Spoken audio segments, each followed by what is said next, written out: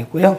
원래 엘리바스나 다른 두 친구가 욥에게 온 것은 고난 중에 있는 욥을 위로하고 충고하고 권면하기 위해서 왔다. 이제 한 바퀴 돌았어요. 엘리바스, 빌닷, 그 다음에 소발.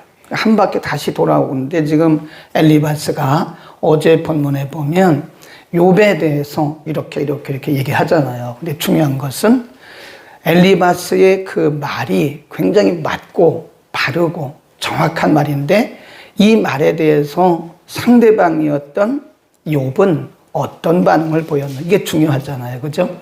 우리가 하는 말도 중요하지만 그 말이 내 말이 맞고 틀리고를 떠나서 상대방에게 어떤 반응이 있고 어떤 영향력을 끼쳤느냐, 이게 중요한 거죠. 오늘 본문에서 엘리바스의 말에 대한 욥의 반응을 보겠습니다. 반응 1절부터 5절까지인데요.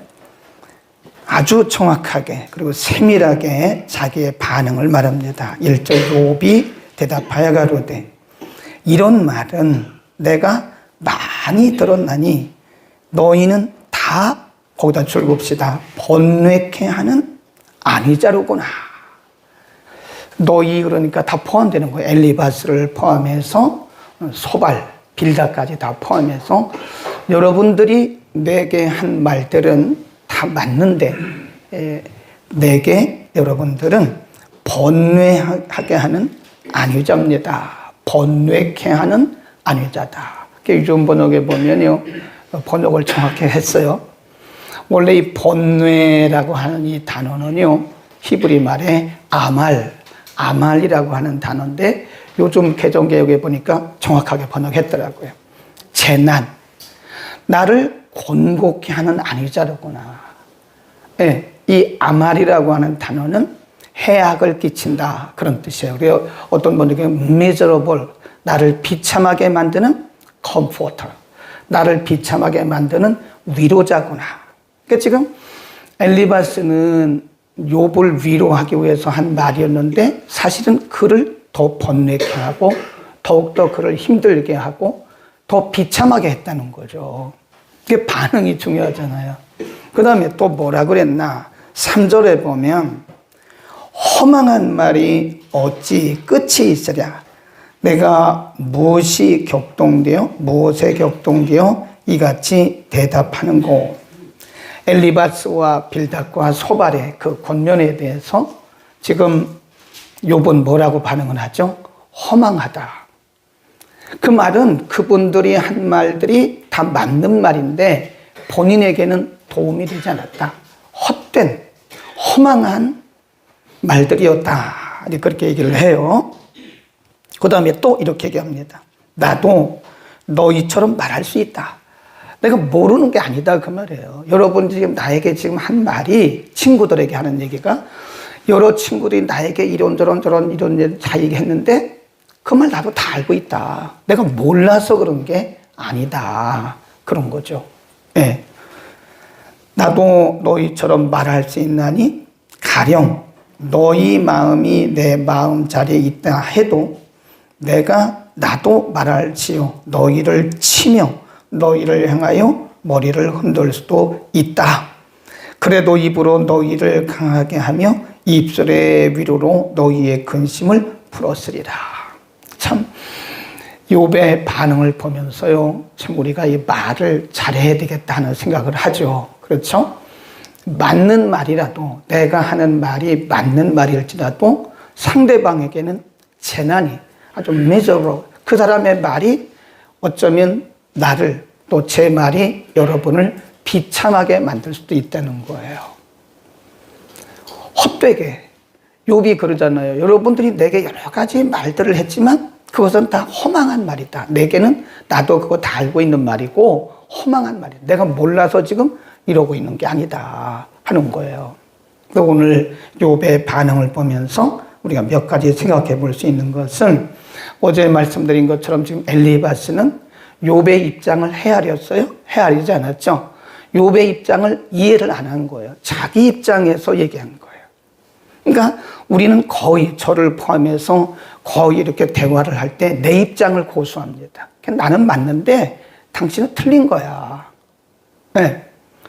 내가 하는 말은 정확한 말이고 당신이 틀린 거야. 그러니까 우리가 인간관계에서 서로 상처를 주고받는 것은 항상 내 입장에서 말하기 때문에 그런 거예요. 상대방의 입장을 헤아려주고 상대방의 입장을 우리가 이해를 해야 되는데, 그럴 수도 있겠다라고 하는 생각을 해야 되는데, 저부터도 항상 제가 기준이 되는 거예요. 그러니까 아마 상처를 많이 받았겠다 그런 생각을 해요. 내가 기준이 되면 안 된다는 거죠. 항상 내 기준이 아니라 상대방의 입장에서. 우리가 경부고속도로를 타고 부산 쪽으로 쭉 내려가다 보면 오른쪽에 있어요. 올라오다 보면 왼쪽에 큰 교회 하나 있어요. 우리들 교회라고 김양재 목사님이 목회하는 교회입니다. 지금도 그 현수막이 붙어 있는지 모르겠는데 지난달에 제가 봤어요. 경부고속도로를 타고 오다가 그 교회 굉장히 큰 교회거든요. 용인에 있는데 큰 현수막에 붙였는데 제가 그걸 보고 너무 멋있는 발상이다. 이렇게 생각을 했는데 뭐라고 붙어 있는지 아세요? 당신이 나보다 훨씬 더 옳습니다. 그게 써 있더라고요. 그 현수막에. 그 교회나 우리 교회나 모든 교회들은요, 왜 인간관계가 흐트러지고 서로 상처가 되느냐? 내가 기준이 돼서 그런 거예요. 내가. 나는 맞아요. 근데 당신이 틀려요. 근데 이걸 바꾸자는 거죠. 나보다 당신이 훨씬 더 옳습니다. 우리 한번 인사합시다. 당신이 훨씬 더 옳습니다. 만일 우리가 그런 생각을 가지고 그런 기준을 가지고 산다면 우리 공동체는 참 아름다운 공동체가 될 거예요. 그럼 내가 기준이 되는 거예요. 항상. 나는 옳은데 당신이 틀린 거야. 내가 기준인 거죠. 어제 말씀드린 것처럼 이걸 깨자고요. 내가 기준이었던 엘리바스의 틀을 깨자고요. 우리 속에 있는 엘리바스가 많아요. 저에게도 엘리바스가 많습니다. 어제 어떤 분이 새벽 예배 끝나고 문자를 길게 보내셨어요. 목사님, 제가 엘리바스였습니다. 우리는 말씀을 들으면서 생각을 하죠. 저 사람이 엘리바스야. 저 사람이 엘리바스. 그 말씀을 잘못 들은 거죠. 적용을 잘못한 거죠. 내가 엘리바스. 문자를 바로 보냈더라고요. 새벽에 말씀 듣고 목사님 생각해 보니까 제가 현대판 엘리바스입니다.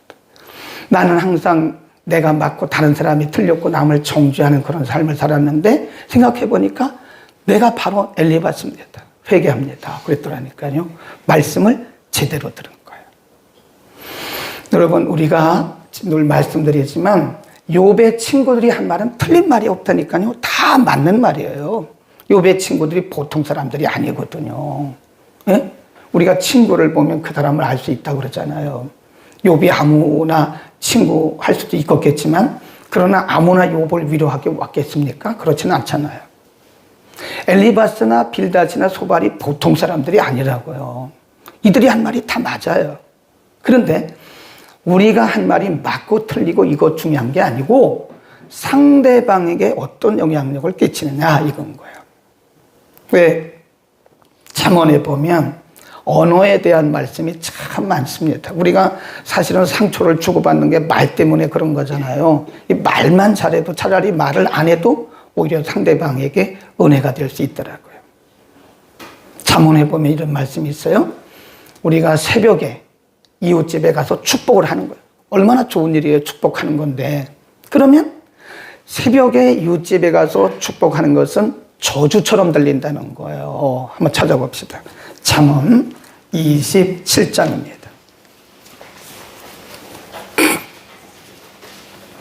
잠언 27장으로 가봅니다. 14절에 있죠. 939면입니다. 잠언 27장 14절 시작. 이른 아침에 큰 소리로 그 이웃을 축복하면 도리어 저주같이 여기게 됩니다. 맞죠? 우리는 분명히 이웃집을 그리고 이웃을 축복하는 말이에요. 내가 뭐 틀린 게 뭐가 있어요? 맞는 말을 했다니까요. 그런데 시간을 잘못 선택하면 그 축복된 말도 때에 맞지 않으면 뭐처럼 들려요? 저주처럼 들린다는 거예요. 또 잠언에 그런 말씀도 있어요. 때에 맞는 말이 얼마나 유익하냐. 그러니까 우리가 이 말이라는 것은 아무리 옳은 말일지라도 그것이 때에 맞지 않으면 그 사람에게는 지금 욥이 뭐라 그래요? 나를 비참하게 만드는 miserable comfort, 나를 비참하게 하는 안위자로구나. 엘리바스가 일부러 의도적으로 한 건 아닙니다. 엘리바스는 욥을 위해서 한 말이에요. 다 욥을 위해서. 내가 당신을 위해서 한 말이에요. 하지만 사실은 그 사람의 입장을 헤아리지 않았다면 그 사람에게는 해악이 될 수 있다. 아말이란 말은 해악, 재난, 비참 그런 뜻이라고요. 그 다음에 어제 말씀드린 것처럼 우리가 하는 이 권면 속에는, 이 위로 속에는 반드시 뭐가 들어가야 돼요? 사랑이 들어가요. 사랑이 빠진 것은 고린도전서 13장에 보면 13장 1절, 2절, 3절에 보면 뭐라 그래요? 내가 천사와 같은 말을 하고 또 산을 옮길 만한 믿음이 있고 내 몸을 불사르게 내어준다가 할지라도 사랑이 없으면 아무것도 아니다. 의미가 없다. 울리는 궁궐이다. 깽궐이다. 그런 거잖아요. 그러니까 우리는 모든 일에 사랑이 들어가야 됩니다. 사랑이 들어가야 돼요. 말을 해. 내가 이 말을 했을 때 상대방에게 유익이 될 건가? 아니면 그 사람을 비참하게 만들 것인가? 그리고 우리의 권면 속에는 아무리 맞는 말이라도 그 말 속에는 뭐가 들어가야 돼요? 사랑이 반드시 들어가야 된다. 사랑이 없는 말은 의미가 없어요. 그 다음에 욥은 자기의 마음의 상태를 이렇게 얘기를 합니다. 6절에 보면 솔직하게 말하는 거예요. 내가 말하여도 내 근심이 풀리지 아니하니 잠잠함들 어찌 평안하겠느냐. 그 말은 무슨 얘기냐면 지금 욥이 엘리바스나 빌닷이나 소발의 말을 듣고 이제 그때마다 욥도 보통 사람이 아니에요. 어떻게 보면 욥도 굉장히 교만기가 있는 사람입니다. 욥을 너무 미화시켜도 안 됩니다. 욥에게도 그런 부정적인 면이 있는 거예요. 근데 욥이 하는 얘기, 그 6절이 무슨 얘기냐면 그 친구들의 하는 말에 대해서 욥이 그때마다 말을 했잖아요. 변박을 했잖아요. 그래도 내 속이 안 풀린다 그 얘기예요. 여러분이 하는 말에 대해서 내가 다 이렇게 반박을 했지만 내 속이 안 풀려. 그런 얘기를 하는 거예요. 그 다음에 17절 읽습니다. 시작. 그러나 내 속에는 포악이 없고 나의 기도는 정결하니라. 그래. 내가 지금 욥이 하는 얘기예요. 내가 여러분이 하는 말마다 이렇게 대답을 했고 변박을 했지만 사실 내 마음이 풀리지는 않아요. 그러나 중요한 것은 내 중심은 정결하고 내 마음 속에는 다른 사심이 있는 것은 아니에요. 그런 뜻입니다. 근데 만일 욥이 여기까지 하고 끝났더라면 욥은 오늘날 우리의 멘토가 될 수가 없죠. 그 다음에 욥이 자기 마음을 표현을 한 다음에는 그 시선을 어디로 두었느냐, 이게 중요한 거예요. 항상 욥은 이렇게 친구들과 서로 이렇게 변론을 하다가 나중에는 그 시선을 바로 하나님께로 옮기더라고요. 이게 중요한 거예요. 한번 거기 보세요. 쭉 내려가면 7절부터 봅니다. 7절. 이제 주께서 나를 곤곡해 하시고, 8절. 주께서 나를 시들게 하셨으니, 9절. 그는 진노하사 나를 찾고, 11절. 하나님이 나를, 12절. 내가 평안하더니 그가 나를, 13절. 그 살로 나를, 14절. 그가 나를 꺾고, 그죠? 거기 보면 주어가 다 누구예요? 하나님이에요. 계속 그가 나를 한 번은 하나님이 나를 그래요. 그러면서 욥이 여러 가지 얘기를 하면서 12절, 13절을 한번 보세요. 12절. 내가 평안하더니 그가 나를 꺾으시며 내 목을 잡아 던져 나를 부서뜨리며 나를 세워 관역을 삼으셨다. 나를 부서뜨렸다. 그 말을 여러분 그 단어에 줄을 한번 그어보세요. 욥은 지금 엘리바스로부터 그런 여러 가지, 엘리바스는 지금 욥을 정죄했거든요. 내가 죄가 있으니까 그런 거지. 그런 말을 들으면서 일시적으로 마음이 상했죠. 나는 아닌데, 분명히 17절에 그랬잖아요. 나는 아닌데, 여러분들은 지금 엘리바스에게 하는 얘기가 너는 나를 참 비참하게 만들었다. 거기서 끝나면 욥은 우리에게 멘토가 되지 못해요. 근데 욥이 뭐라 그러냐면, 그렇지만, 그러나가 중요해요. 그렇지만 하나님이 이렇게 하신 거예요. 하나님이. 네. 욥의 친구들이 볼 때는 인광보적인 관점에서 죄가 있어서 그렇다, 내 자녀들이 죄가 있어서 그렇다, 다 그렇게 그들의 입장에서 욥을 결론짓고 단정지었지만 욥은 말하기를 하나님이 하신 거예요. 그가 나를 하나님이 나를 관역 삼으신 거야. 그러면서 참 그 은혜로운 단어 하나가 있는데 거기 한번 보세요. 욥이 이렇게 말해요. 참 은혜로워요. 12절 함께 읽습니다. 시작. 내가 평안하더니 그가 나를 꺾으시며 내 목을 잡아 던져 나를 부서뜨리며 나를 세워. 거기 보면 이런 단어들을요, 우리가 비참하게 보면 비참한 건데 그게 아니라 신앙적으로 해석을 해야 돼요. 아, 하나님이 나를 거꾸로 들이셨구나. 오늘날로 말하면 뭐죠? 하나님이 나를 겸손하게 하는구나.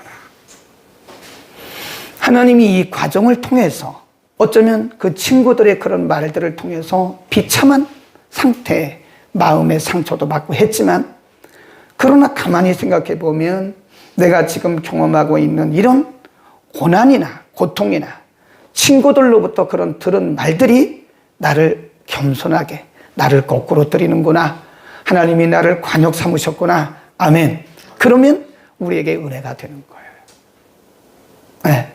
그러면 우리에게 은혜가 됩니다. 아, 하나님이 나를 더 겸손하게 하시려고 이런 말을 들게 하셨구나. 하나님이 나를 더 낮추시고 나를 거꾸로 들이셨다. 이 참 은혜로운 말 같아요. 하나님이 나를 거꾸로 들이시려고 하나님이 이런 고난을 내게 주셨구나.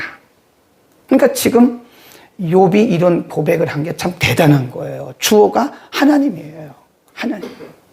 하나님 내가 무슨 죄를 지었나요?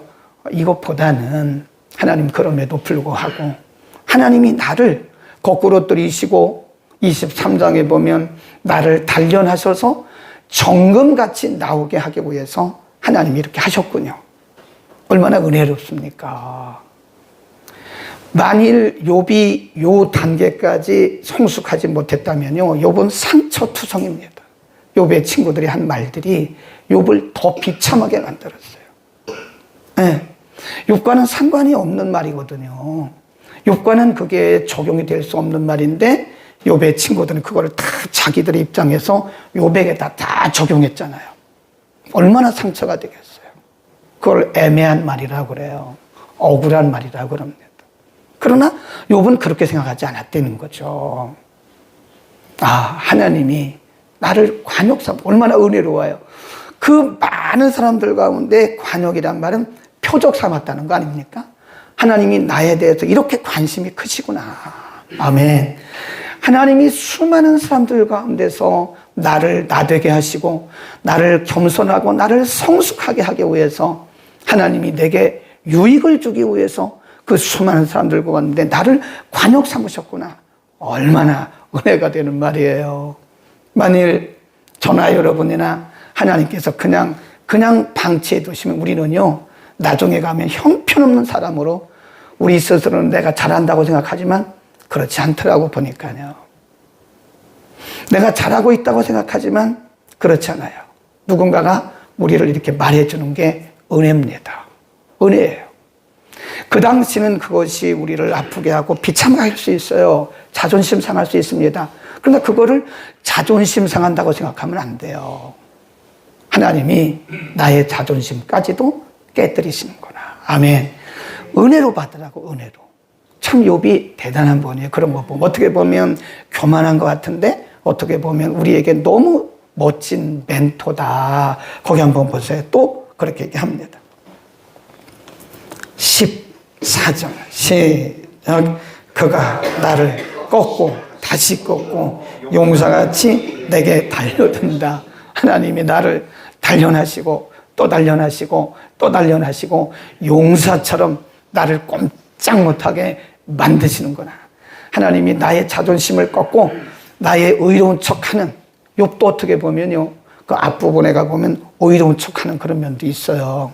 인간이 어떻게 의롭겠어요. 근데 욥도 부정적으로 보면 의로운 척하는 그런 면들이 많다. 우리도 마찬가지, 저도 마찬가지고 여러분도 마찬가지. 우리가 의로운 척한다니까요. 그러니까 내가 맞다고 생각하는 거죠. 다른 사람이 틀렸고 내가 맞다고 생각하는 거예요. 나는 기도 많이 하는데 당신 기도 않기 때문에 틀린 거야. 이렇게 말을 하잖아요. 그렇지 않다는 거예요. 욥은 깨달은 거예요. 하나님이 나를 꺾으시고 또 꺾으시고 용사같이 달려들어서 나를 지금 단련하시는구나. 아멘. 우리는 감사해야 돼요. 혹시 우리 마음을 아프게 하는 사람이 있어도 감사하세요. 아, 하나님이 나를 겸손하게, 나를 꺾으시는 거구나. 그 사람에 대해서 어떤 분노의 감정을 갖기보다는, 물론 욥도 인간이기 때문에 엘리바스에 대해서 한두 마디 했어요. 너는 나를 비참하게 만드는 아말이란 말은 비참한 그런 뜻이에요. 나를 해롭게 하는 사람이구나라고 한두 마디 했지만 그 7절 이하에 가보면 다 뭐라고 바꿨어요? 그가 나를 하나님이 나를 그러잖아요. 시선을 누구에게 뒀어요? 하나님께. 그러니까 주어를 하나님으로 두면 됩니다. 주어를 하나님으로 바꾸셔야 돼요. 하나님이 하셨구나. 우리가 지나놓고 나면 다 깨닫는 거죠. 우리가 그때 깨달으면 얼마나 좋아요. 근데 우리는 참 무지해요. 저도 그렇고 보면 우리는 무지하더라. 지나놓고 나면 아이고 하나님이 하셨네. 아 그때는 왜 그런 거야? 막 그랬는데 지나놓고 나니까 아이고 하나님이 나를 위해서 그러셨구나. 하나님이 우리를 위해서 나를 낮추시려고, 나를 겸손하게 하시려고, 나의 이런 부분을 깨뜨리시려고 하나님이 하셨구나라는 것을 나중에 깨달아요. 나중에. 주어를 하나님으로 바꿉시다. 그가 나를. 오늘 모든 일들을 주어를 하나님으로 바꿔놓으세요. 그러면 버릴 게 아무것도 없습니다. 기도하겠습니다. 거룩하신 우리 아버지, 오늘 욥의 반응, 엘리바스의 권면에 대해서, 충고에 대한 욥의 반응을 통해서 내가 생각하는 것이 아무리 맞고 바르고 옳다 하더라도 내 기준에서 말하는 것은 상대방에게 저주처럼 들릴 수 있고 그들을 비참하게 할 수도 있다는 생각을 깊이 하고 이 말씀을 마음에 새깁니다. 우리들에게 때에 맞는 말을 할 수 있도록 지혜와 명철을 통하여 주옵소서. 그럼에도 불구하고 욥은 모든 상황에 주어를 하나님께 두고 하나님이 그렇게 하셨다고, 그가 그렇게 하셨다고 은혜로 받아들이고 이 고통과 친구들의 그런 비참한 말들이 자신의 고집을 꺾고 교만을 꺾고 하나님 앞에 온전히 서게 하기 위한 하나님의 은혜라고 받아들였던 것을 오늘도 우리가 깊이 마음에 새깁니다. 하나님 우리를 우리 되게 하시고 온전한 하나님의 자녀로 만드시기 위해서 이런저런 일을 하심을 우리가 믿게 하시고 우리가 점점점 낮아지며 겸손해지며 깨어지며 말씀과 성령 안에서 거룩한 하나님의 사람들로 날마다 거듭나게 하여 주옵소서. 오늘 주신 말씀이 곧 나에게 주신 레마의 말씀이 되게 하옵소서. 예수 그리스도의 이름으로 기도드립니다. 아멘.